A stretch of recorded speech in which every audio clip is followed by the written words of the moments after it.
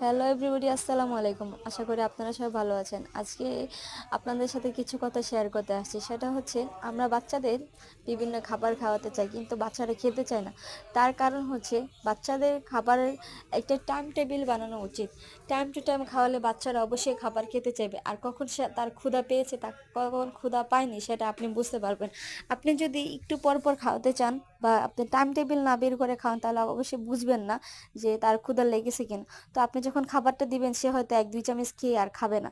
তো আপনাদের করণীয় কি, আপনারা ঘুম থেকে উঠার পরে তাকে একটা ভারী নাস্তা দিন। তারপরে আবার 11টার দিক দিয়ে একটা নাস্তা দিন হালকা, তারপর দুপুরে একটা আবার ভারী, তারপর আবার দুপুর বিকাল টাইমে একটা হালকা নাস্তা দিবেন, আবার রাতে। তাহলে দিনের ভিতরে, সারাদিনের ভিতরে আপনি যদি 5 বার আপনার বাচ্চাকে খাওয়ান, তাদের ওনাদের খাবারের পরিমাণটা ঠিকভাবে হবে।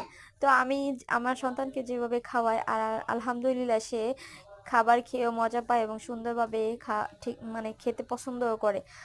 আমি প্রত্যেকটা খাবার তাকে টাইম টেবিল মতো দেই এবং হালকা ভারী দুইটা মিলিয়ে খাওয়াই। তারপরে সে মানে তার খাবারের পরিমাণটা আমি এতটা জোর করে খাওয়াই না, তাকে তার ইচ্ছা মতো খাওয়াই, সে যতটুকু খুশি হয়ে খায়।